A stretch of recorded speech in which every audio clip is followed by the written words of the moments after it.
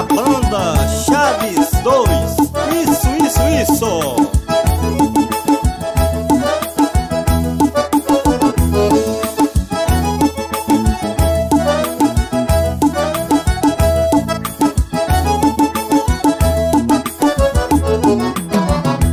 O crente cheio de poder, ele tem vitória. O crente cheio de poder vai morar na glória. O crente cheio de poder, ele tem vitória. O crente cheio de poder vai morar na glória.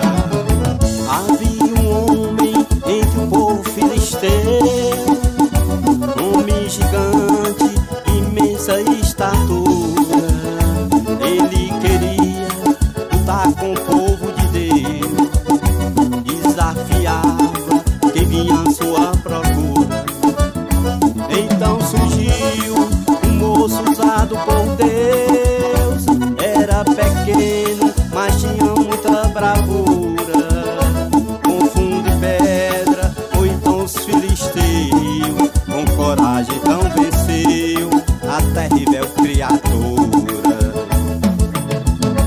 O crente cheio de poder, ele tem vitória. O crente cheio de poder vai morar na glória. O crente cheio de poder, ele tem vitória. O crente cheio de poder vai morar na glória.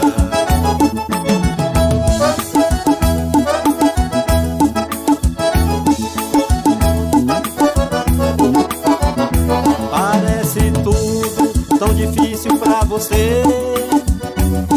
O inimigo quer ver você derrotado, mas o Senhor é que tem todo o poder. Ele reveste como um bravo soldado. Receba hoje as armaduras de Deus, o capacete e o escudo e o cajado. Capacitado, ninguém pode lhe deter, com a espada de poder que corta de qualquer lado. O crente cheio de poder, ele tem vitória. O crente cheio de poder